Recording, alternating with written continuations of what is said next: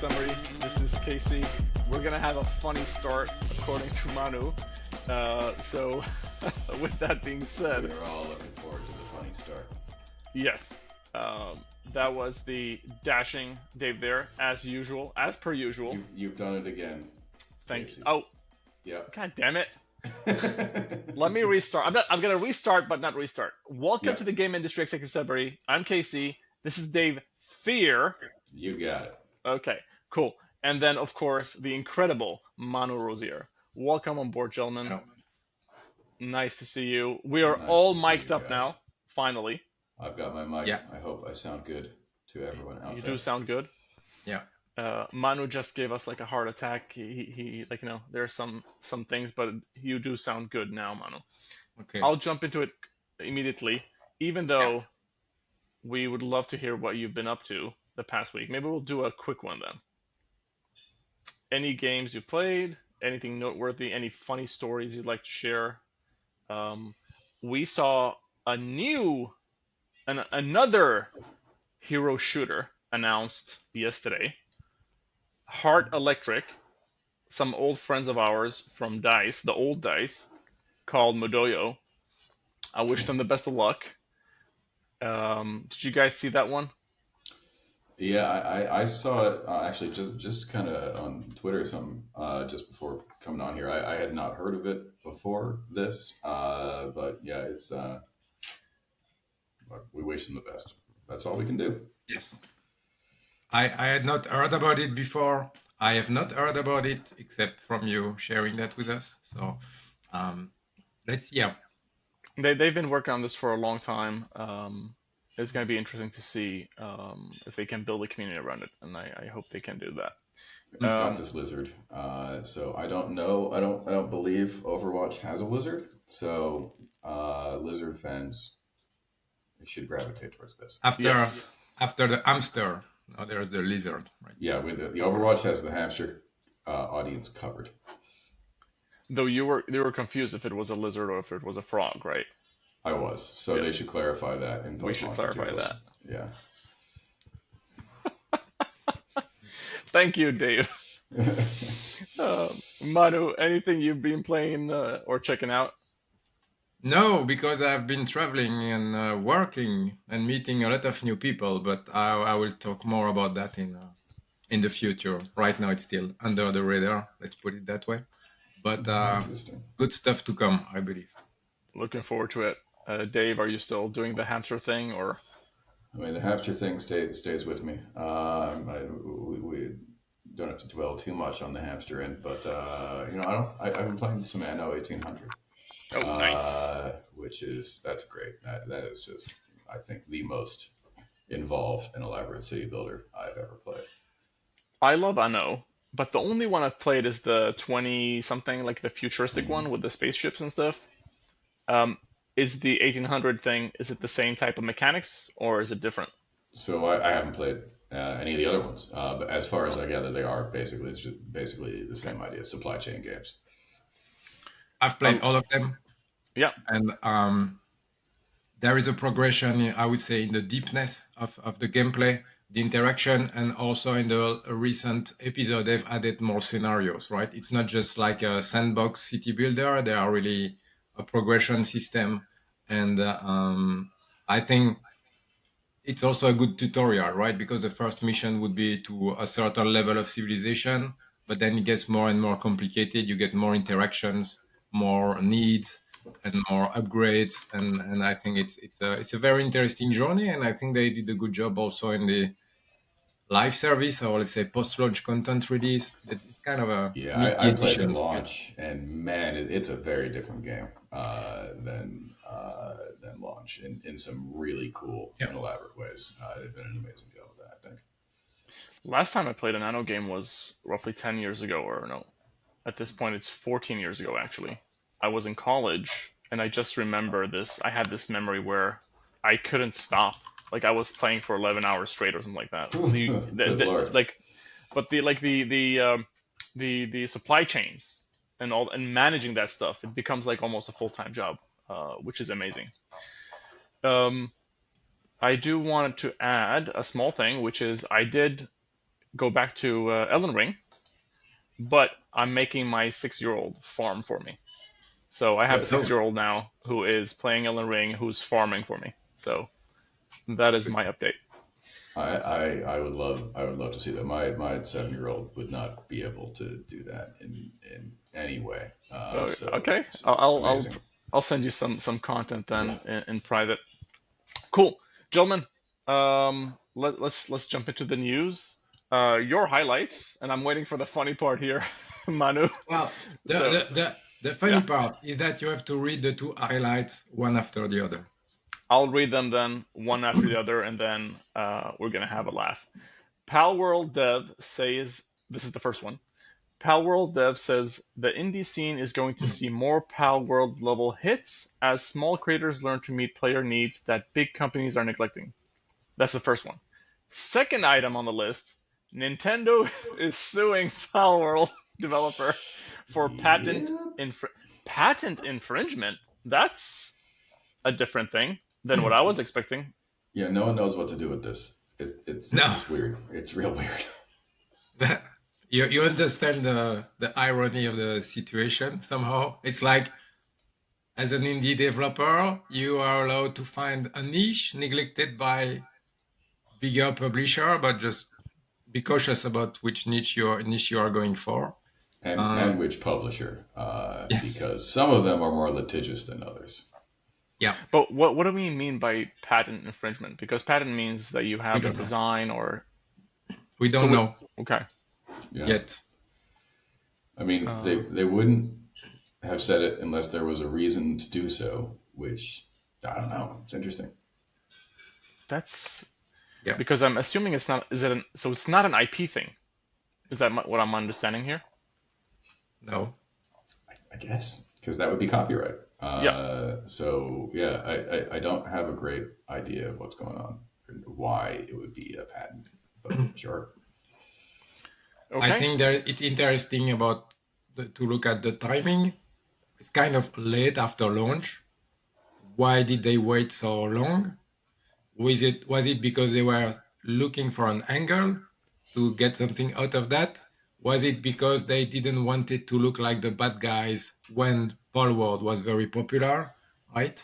Um, Hmm. it's difficult to say. I think nobody's gonna win anything from that.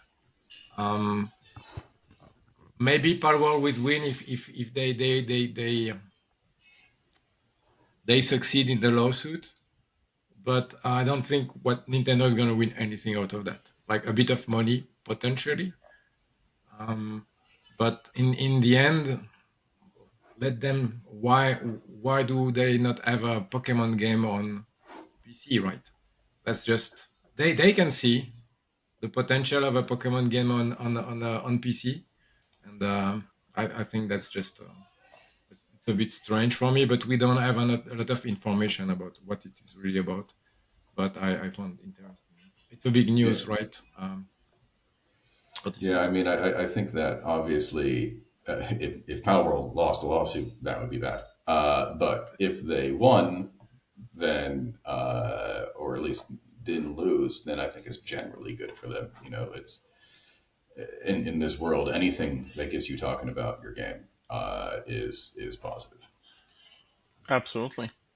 Um, it's going to be interesting to see if this has any ripple effect on other things. But I'll jump over to the other part of the story, which is the developer of Palworld, saying that small creators can create big things, and I'm obviously working on something that potentially could add to the democratization of video games from the perspective of multiplayer and allowing smaller developers being able to create big worlds or MMOs without having to, have access to top tier engineers or server experts.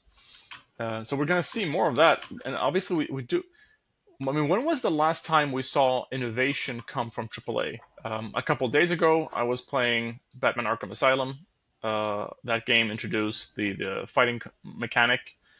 I Mhm. forgot the name of that thing, but I'm having a hard time, at least in the short term memory. of remembering anything that AAAs have done that are very Destiny, impactful. Something. I mean, Destiny, yeah, Sure. Overwatch.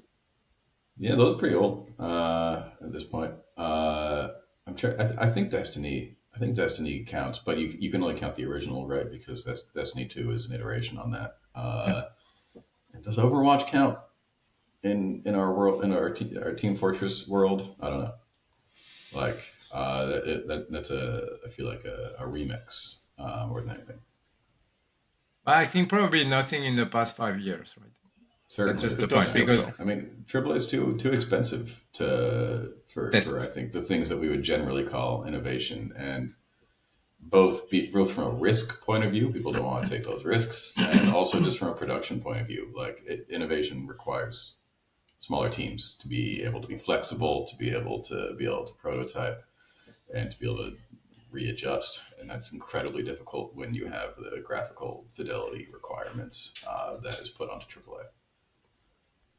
And you probably want to test the formula at a smaller scale when you think you have a new concept, and either by doing an early access or by doing a first iteration of a game. I think game like Rocket League was, I think they did a similar type of game before. Like Yep, Rocket League actually became a big thing, and I that is think correct. For Palworld it's the same. They had this kind of a crafting game that was more generic, and they added a layer of Pokemon monster, and then it became bigger. So I think the next innovation is potentially already there. Hmm. We just have to discover among the 10,000 games on Steam. I think it's certainly out there, but yeah, it's a tough game. I will add now that I remember a bit more. I would add Call of Duty has done a lot of innovation. I mean, they haven't reinvented or recreated a complete new genre in any shape or form, but they have um, done a lot more than others would expect with their things, especially if we're talking about the battle royale stuff, if we're talking about the extraction, the DMZ mode in Call of Duty. They Ooh, those Tears things of the they've done. Kingdom. What about Tears of the Kingdom? There you go. That's another one. Yeah, Thank you, Dave. yeah, Absolutely. Or even the first one. The first yeah. one, and we saw how Ubisoft was inspired by that, and they made that other game. I forgot the name of it. But yeah, fair enough. I'll move over to the news section then. GTA 5 gets BattleEye anti-cheat, and it breaks online play on Steam Deck slash Linux. I didn't even know that GTA 5 was available on Linux, or am I misunderstanding?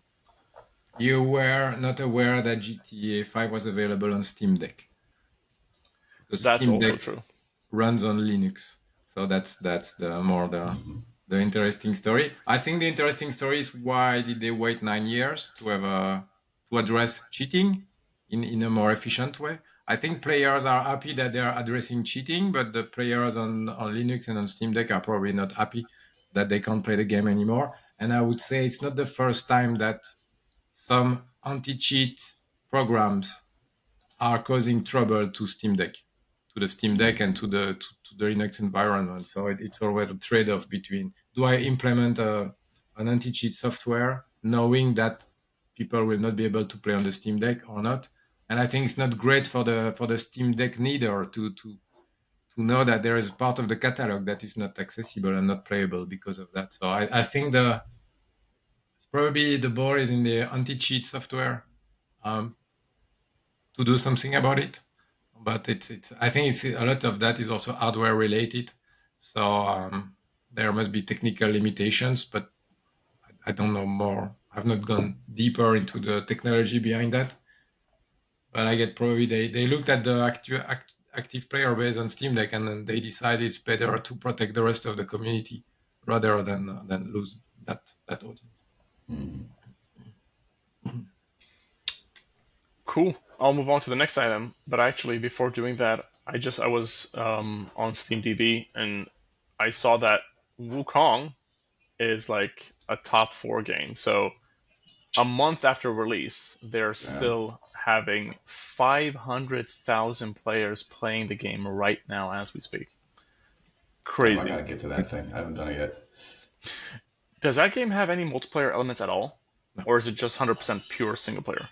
single player. Wow.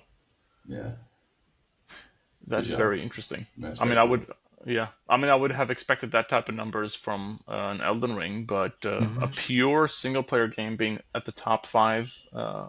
on Steam for a full month. It's But huge. that speaks to the Yeah, size of the Chinese market, I guess, or the Asian Mhm. market in general, maybe. Yeah. Yeah. yeah, probably. Cool, gentlemen. I'll move on to the next item then. No Sims 5 coming as EA updates franchises or franchise with multiplayer. So I would What love to they do. they update, or I thought they said they weren't doing. They are doing multiplayer. No, No, The Sims 5. Yeah, yeah. Well, but yeah. But where'd you go? Let me open up there is that for you. another project I think Yeah, there's in the Project work, but Renee. it's not gonna be Sims 5. Yeah, Maybe I have another one. I can link. I can share to you. Find yeah. from chat. It's funny. I've definitely talked in the past about what I think in consulting we refer to as the Sims problem, which is that it can be incredibly difficult to transition people from this fully featured, deep game to a new thing just starting out. I think, as it turns out, The Sims has decided they don't want to deal with the Sims problem anymore, which I Yeah. think is for the best. Doing a Sims 5 would be really difficult. For me, as a Sims player, I'm a little disappointed because there are some real base level things that I would love to see in a new Sims. Like there's a whole lot of loading screens in that game, and I'd love to see less loading screens. That's basically it. But that would really change the way that you could play the thing. So I don't. It's unclear to me if there would be any way of addressing that without a numbered sequel. But who knows? The Sims, historically speaking, has it lived on expansion packs mostly, or Yeah, And they've game always done impact. expansion packs, and The Sims 4 has done more than any of them, and Yeah. I've bought most of them. and obviously you're catering to the core audience, which is what I admire with The Sims in that case. Um, And let's not forget. So Sims 4 went free to play a few months ago. So there now the revenue is fully coming from the extra content. They have this project René in French, I guess, which is the multiplayer spin-off. Because what's really missing to be relevant today to the Sims is a multiplayer element, right? So, Yeah, such. I'd love to see how it works. I know that's something that they kind of messed around with conceptually throughout the entire length of the Yeah. franchise. And But The the Sims other, is, The Sims is a community-based thing without direct multiplayer. I've uploaded houses onto the gallery. People have downloaded them. That's been cool. But it does. There are ways in which it really just runs counter to the basic proposition of being a cruel and vindictive god over tiny, weird little people. Uh, if there's another person able to do that as well, so we'll see. They showed a demo of that, which is basically two people like editing a house together, which I think that's cool. I'd love to be able to do that. One person on mobile, one person on desktop, I believe. So I'd be interested in seeing that. and when they Eld- will also push for paid mods. It's kind of new. I send another link in the chat if Yeah, you want to show that let's case. have a look at that if I can locate the chat. Here we Right go. side. Yep. Give me 1 second, please. I was trying to look for some Battlefield stuff. I'm not sure if that was on the list, but we'll talk about that I as mean, well. there was a huge session of EA, like a kind of a shareholder session, so they announced a lot of stuff, and yeah, they talk about a bit Battlefield. Yeah, So there is a history of paid mod that didn't work well in the past for Fallout 4 and Skyrim. yeah, So I think it's gonna be very challenging to make it right, but they are trying. They will try. yeah. I think it's going to be real tough. I mean, they've always had sort of a contentious relationship with community content overall, but it is still definitely a huge part of the way that people play The Sims, and it is doing that right now, which is exactly what happened with these Bethesda games. That these communities were well established, they were doing their thing, and they tried to move them sort of in app, and it just it didn't go very well. Do we know why the Fallout 4 and Skyrim weren't successful with player-made mods? Or I think it was just that the people who were interested in doing that were already doing it. You know, you mean they were not incentivized by making money, or were they able to sell it, so to say? Sell the mods? I don't think a lot of people were. No, Oh, I mean, I think it sort of fizzled out. fair enough. Did we want to touch on Battlefield in any shape or form, Manu? I mean, EA has been talking a lot about the next Battlefield for a while. I mean, and let's see what they reveal in the future, Yeah, because there's still not I hope it works. Yeah, there's still not that much being said actually. I mean, they say the setting is gonna be modern days, Modern, yeah. but And it seems like they do want to take it back a bit to the BF4 and 3 era of how to do it, and hopefully they can push out a better product.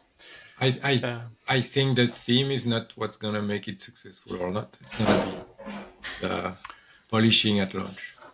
Absolutely, which has always been their struggle. They always make it work eventually, but that's one of the oldest stories in games. Battlefield is good now. just give it a year. Battlefield 1 was good from start. That's right. That one hit the ground running. Incredible. That was cool. While the theme was probably the least popular theme to be expected for a shooter, right? World War One. Yeah, I remember when that trailer dropped. That was awesome. Yeah, and we kicked Call of Duty's ass that year. So yes, that was that's well, right. we launched it. So it was against Infinite Warfare, so they helped us. Yes, World People War were One tired. versus Far Future. What do you know? Yeah, I mean, well, at that time, Call of Duty was just pushing it even further and further and further, and people were just tired of the super futuristic stuff. Let's move on to another EA item here. Skate launches in early access in 2025. Shout out to Jeff Braddock, by the way. Go ahead, Manu. No, not that much to say. Let's wait and see. There have been videos in the past because it's already being kind of tested by some players, so sometimes there is a leak. Let's see. That's I have questions about the popularity of skateboard in today's life and for Gen Z. So it's I mean, there has been for so many years skate fans have been shouting that they want new skate something, but I don't know if the audience is still playing and if the new audience will be interested into that kind of game, like more than just a niche. Plus, Tony Hawk dropped a hint recently. Yeah, and there's been other tentative of skateboard games, right? I think some more simulation, some more like graphically fancy, but I've not heard about any breakthrough in that genre. Okay, I'm gonna move on to the next item, my friends, and we'll see if the kids like skateboards these days. Maybe I'll go out to the park and ask some kids. The next It'll item. depend if it's a skate park or not. That'll Yes. be amazing. I should add the word skate. Yes, skate park. yes, absolutely. The next item, I'm a bit confused about why this is news, but Sony reportedly picked AMD over Intel for the PS6. I would probably say there was probably no picking here. They probably just had that partnership with AMD for the past 10 years or so, even more maybe. But anything you'd like to take away from this story, gentlemen? This is new, so it means that Intel has tried, probably.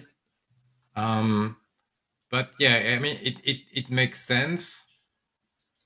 And I think also from a backward compatibility, right? Because they want PS6 to be also backward compatible, like 5 and 4. And I think it's going to be interesting to see the next transition to the next generation of console, because what we've seen between 4 and 5 due to this backward compatibility is probably going to be seen also in the next one. And also we have to put that into perspective to what Microsoft will do from a hardware standpoint, which is really unclear at this point. Well, and But it's also news because this is the first time we've seen the words PlayStation 6 yes, in a news item, which is that cycle begins at some Get the begins at some kids point. there having Yeah, fun. poor guy. should go I skateboarding. was gonna say, considering the last week's story about PS5 Pro, do we even need a new generation this fast? It feels like this generation could last a bit longer. I mean, we see a lot of people still holding on to their PS4s. Yeah, Yeah, I mean there was a story I get this week last week. They're releasing Jedi Survivor on Xbox One and PS4. There you go. I think for me that's the direction that people need to be yeah. thinking about. That the idea of selling a PS6 is just it's just difficult. Like you want something to look better than Red Dead Redemption that came out on Xbox One and PS4. That is basically the popular perception of these things, and the argument gets harder and harder to make, and has been getting harder to make ever since probably like PlayStation and 64. That's when it was the easiest argument to make. So I'll say this: the next PlayStation is just PlayStation. Huh. Interesting. Why? Well, I mean, why add a number anymore? Um, but Because obviously, I because mean, yeah. I guess with the iPhones as an example, we still have a number because we don't know which generation it is. But going from one iPhone to another, everything is just seamless. Will that be the same case for the PlayStation or the next whatever Xbox? But that's what we see, you see on the phones, right? Yeah, We've plateaued in terms of features, in terms of speed, in terms of power, and even the autonomy has not improved that much, right? In the past few years, kind of we reached some technical limitations, and you can see Apple is struggling to sell the iPhone 16 because well, there is really less and less reason to upgrade from one to the other. So absolutely.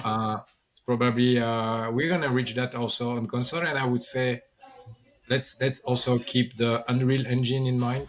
I mean, if Epic provides an Unreal Engine that is super flexible and that can scale from a very low spec to a very high spec, then it also means that if it still runs with cheaper machine, then publisher will publish on the older machines, right?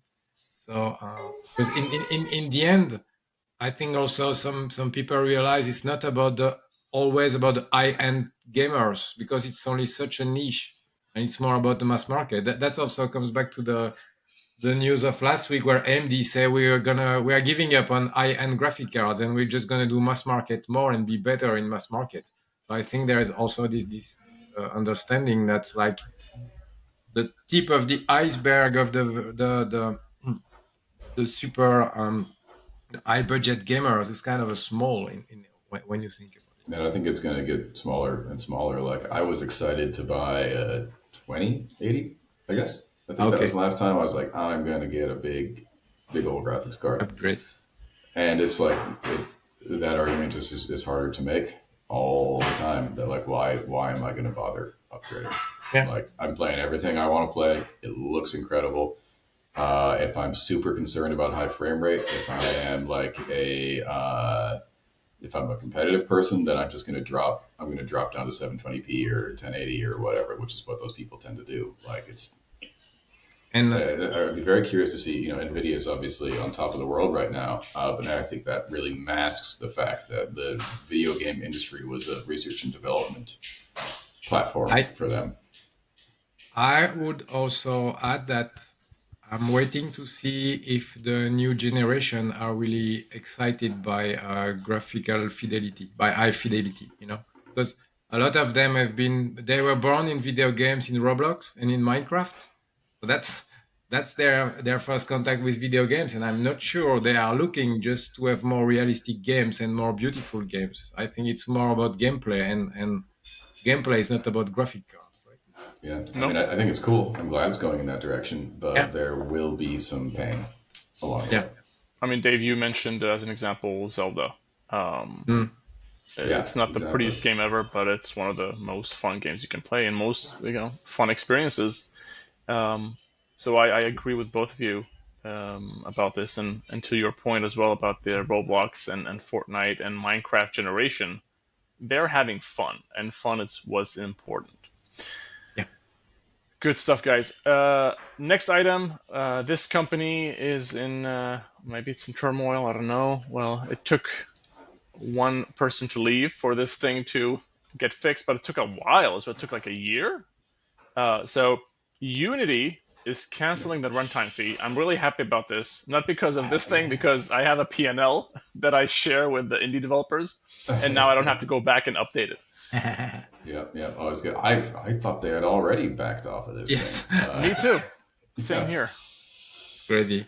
But he actually didn't leave. He retired, right? The previous CEO. Yes, Richatello? yes. Yeah, he's enjoying himself. I'm sure.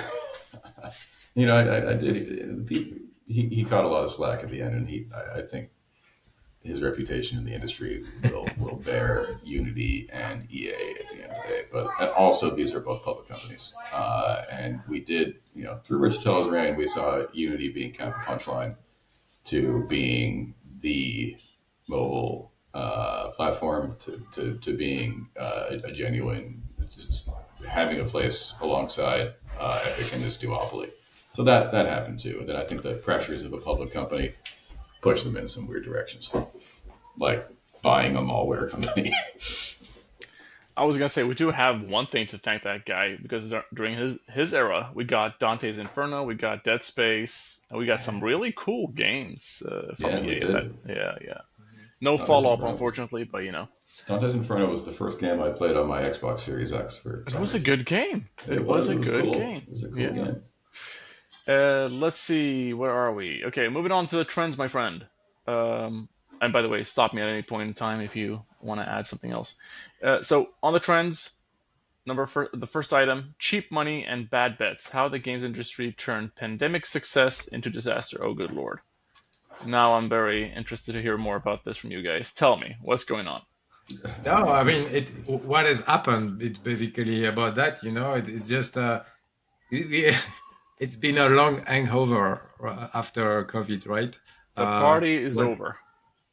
Yes, but it's, Yeah. it's a long hangover. Let's put it that way. It's been like 2 years, almost 3 years now of hangover. And I think there are many interesting points in this article. I won't talk about everything.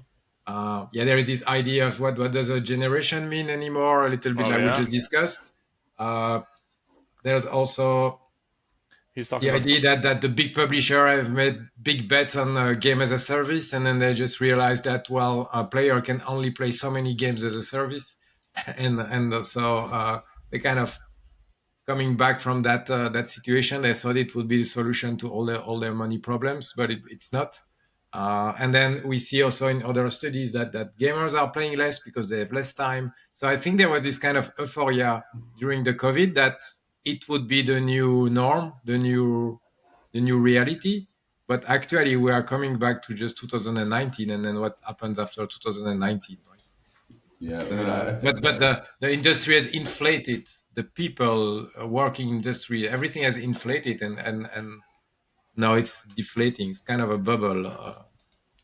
Yeah, I think what happened, COVID basically, people are quick to say, "Oh, grew too fast in COVID, and then now we have to cut back," in a simple narrative. And I think more what happened was that COVID pushed back some difficult conversations that we would have been having anyways. Chief among them is this graphical fidelity question, which requires more and more money and more people with diminishing returns for a really long time. And then also, I think, the video game industry developed a lot of questionable practices, and it was able to outrun so many things because it was picking up so many new gamers for so long that people were like, "Hey, video games are super fun. Let's play them now." But now, if you look at the growth of people playing games, it's basically just the growth of the human population. We don't get that up into the right thing in that same way anymore, and so that's the big problem. And COVID meant that people just didn't have to confront that in the same way for a little while, and now it's not just the COVID chickens coming home to roost. It's a whole, decades of chickens flying in, pecking and screaming. By the way, I love this article, and also I love the people who are in it, both Matt Piscatella and Jason De La Rocca. Some really good stuff here. Look at this quote. This is very interesting.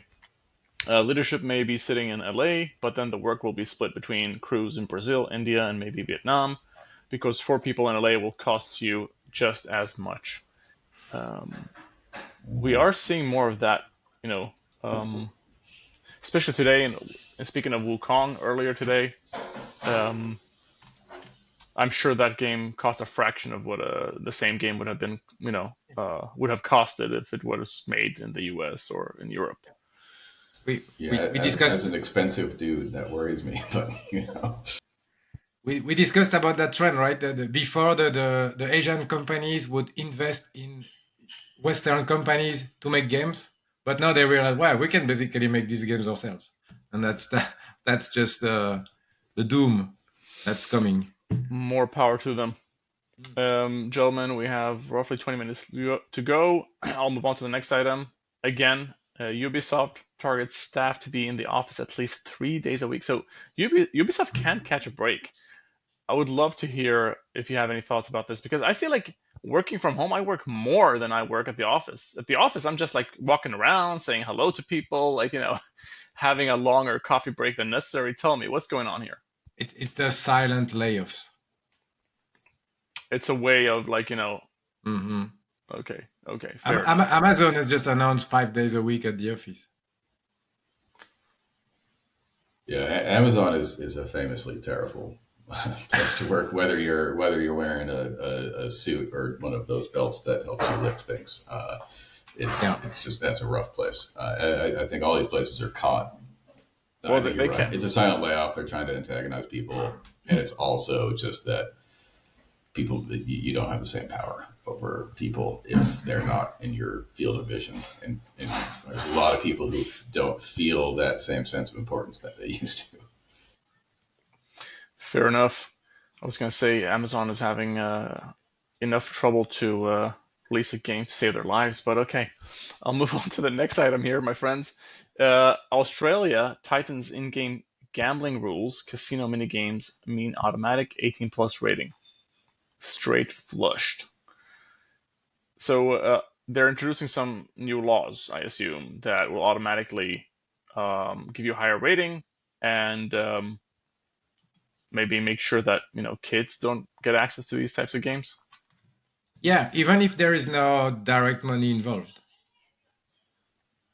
So it can be, you can play casino in Roblox, right? There are mods where you don't play for money, you just play for the fun, and you play the roulette or other things, and actually it could mean, you see they give an example in Super Mario. Oh, wow. I like this, actually. I like it too. I feel like people, this has not been the case before, and so you do have casino mini games in all these games that we know and love and don't think are predatory. But I think I'm sure they spent some time talking to neurologists and talking to addiction specialists and that kind of people there, and I'm sure they told them, the gambling is gambling, whether or not you're winning money or not, and it's a road towards it. In the case of the video game industry, it's a really easy road from fake gambling to real gambling, because you can just go right on the loot boxes and then whatever comes after that. So I support it. For the people like the Mario and GTAs and all that stuff, it will be pretty easy to just not have that in there. Yeah. Well, I'll add to that. I mean, a crazy thing about my 6-year-old, again, he is addicted to opening up Pokemon packs, but he doesn't give a shit about the cards. So that's how powerful that shit is. And by the way, I was distracted because I saw that PlayStation is releasing a 30th anniversary limited edition, which I'm probably a sucker for. Now I found my reason to upgrade to a Pro. That's the only reason I would upgrade to a Pro, to get the 30th anniversary edition. It's because of people like you that they will keep doing that. I'm sorry. Because of you. When they did the one for PS4, they were like scalpers everywhere. You could not get a hold of one, and I think they went for like $1,000 at one point, maybe even Mhm. more. Okay, I'm sorry about that. I'm probably okay. I'm not gonna buy it, Manu. There you Yeah. go. I'll stick to what I have. Next item on the list, my friends. Square Enix admits Final Fantasy VII Rebirth and Final Fantasy 16 profits did not meet expectations. Do we know why, or what have caused that? Maybe because You they know, are too I think for optimistic. I me, think they have a tendency to be over optimistic, right? These yeah, ones. that's probably a big part of it. And I think those things maybe did okay, but they were not. It comes back to kind of what we were talking about Wukan and Concord and all that. These are things that people expect and they buy them because they already like them, but they are not super exciting. And so maybe they had expectations that these were gonna light things on fire, like Final Fantasy Seven, whatever was before Rebirth remake. That Yep. was exciting. That was Yep. a new idea. Rebirth was not a new idea, and so you're always going to struggle to make the same Yeah. impact. If they thought that was going to do as well as the first one, then they were in for a bad time, which is my guess is what happened. Yeah. I'm I was very invested into 15. I finished it completely, but I had the first part of 7 remake, but I felt like it's not my type of game anymore, or I've evolved. I don't have so much time to spend in that kind of gameplay. So maybe their audience is also shrinking because there is not a new audience coming. I would be curious to see the average age of a Final Fantasy player if it's not like going up with time. I will add one more thing to this, which I feel like Square Enix uh, a bit fucked up in a way, which is if you go back to Final Fantasy 1 or whatever, the beginnings, to up to maybe 12, you would have varieties of Final Fantasies in terms of graphic style, in terms of Mhm. like. But if you go past that, everything is just like super high fidelity, grown-ups running around pretending they're kids or whatever. You're not getting that variety they used to get. Like remember Final Fantasy 9?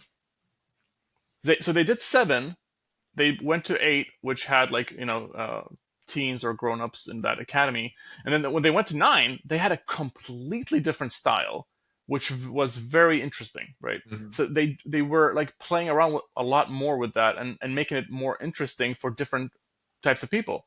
But I feel like after that, they've stuck to a specific or a certain formula, which just maybe got old. Yeah. I would definitely agree with that. That like when they announced Final Fantasy 16, I mean, I guess they did it. The big thing was that it was like a little more actiony and that it was a slightly more European setting, but like that's not. It's just not the same. It's not shaking, you know. I didn't even know that Final Fantasy 16 was out. That's how crazy things were. Yeah. Maybe I'm getting old and not keeping up with the times. But anyways, there's a lot to talk about with Final Fantasy. Next item on the list, my friends, Microsoft layoffs hit Call of Duty Warzone Mobile, which didn't hit as big as hoped. I'm just confused why Activision and also EA were trying to do mobile games of super competitive, not super competitive, but like competitive high-end AAA shooters. Because PUBG. Thank you, Dave. Which Sorry. is Thank you, Mano. yeah. You're welcome. Yes, that's our free. What is it? Free. PUBG in China is free for freedom. I don't know. It's another name, but I think that's the only reason. But here, I think the point is that last week Microsoft announced 650 layoff, saying we're not canceling any game, we're not shutting down any studios yet. I would say because Yeah. this when you start shrinking down, you know what's happening next, right? And by the way, here we're seeing the numbers add up. They're up to 2,500 people at this stage. Phew, and this is not their first round either. That's rough. No. I do think Call of Duty Mobile on its own did pretty well, just not Warzone, I guess. I think it did well in the beginning, but probably at some point it went. They could not sell it as they sell the full game. Like every year is a different theme with slightly different gameplay mechanics. So that's probably why they're struggling.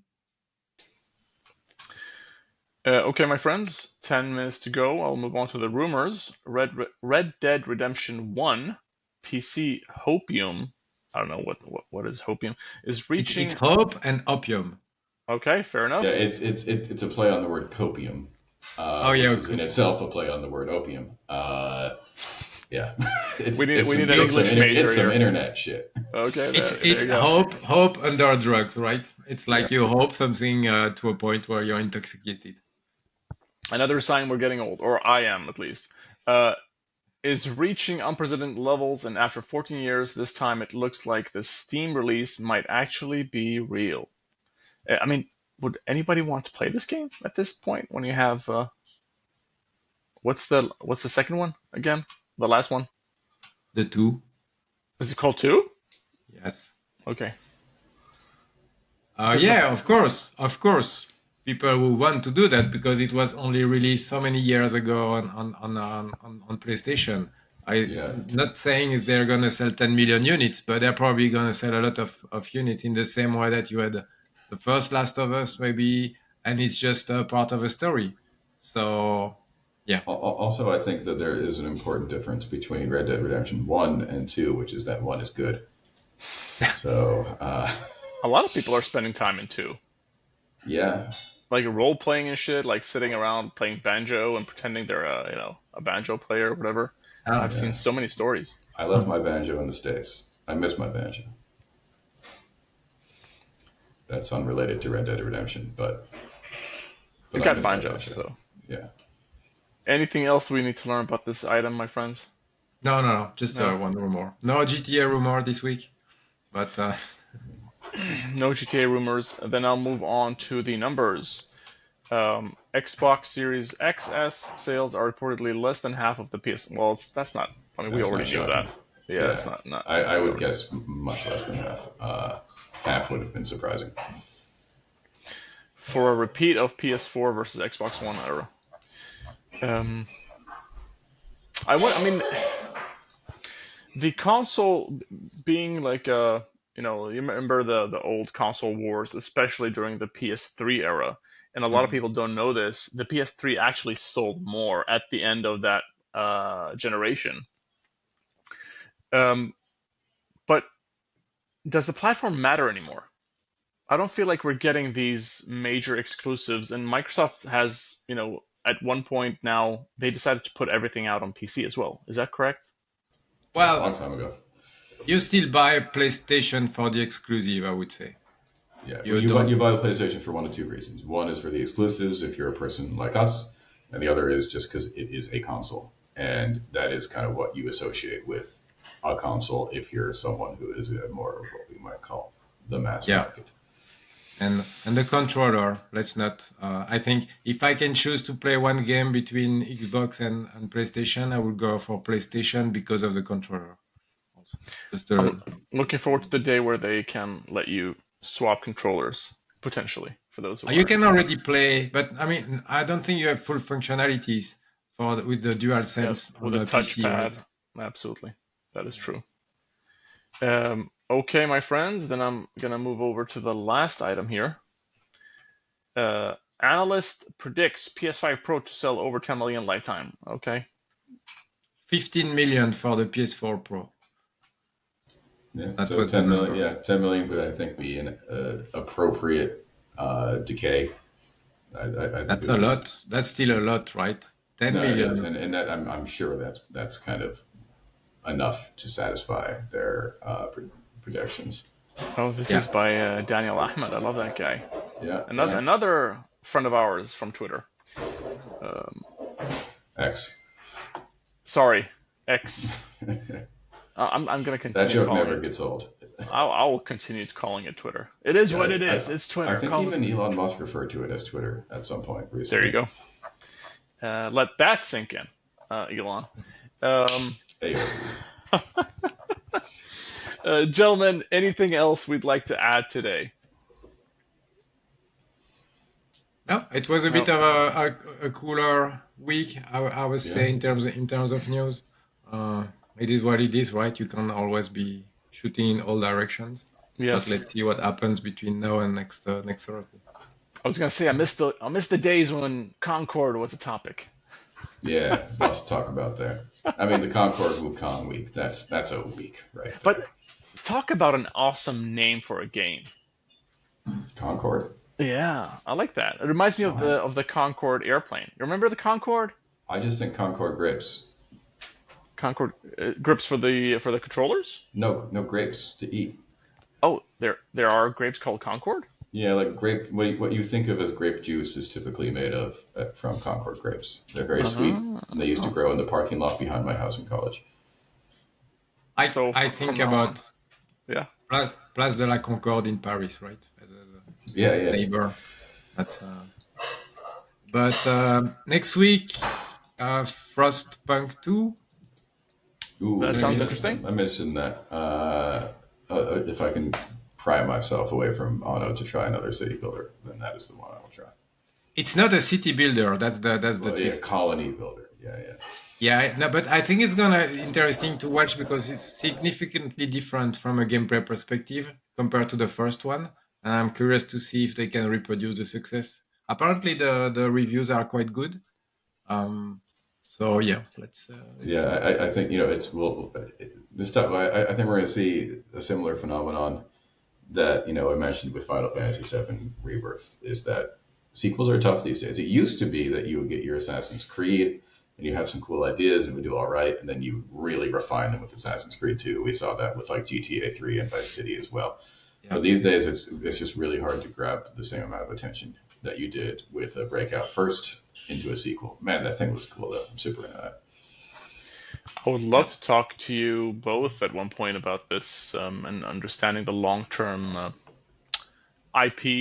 I mean, if we look at Mario as an example, and I don't want to take more of your time, obviously you both have to go. If we talk about Mario has been goddamn consistent in making hits for the past, what was Mario, 30 years? More than 30, 40 years at this point, maybe? Yeah, around 30. 84, that sounds right. What's that secret, and how can other IPs learn from it?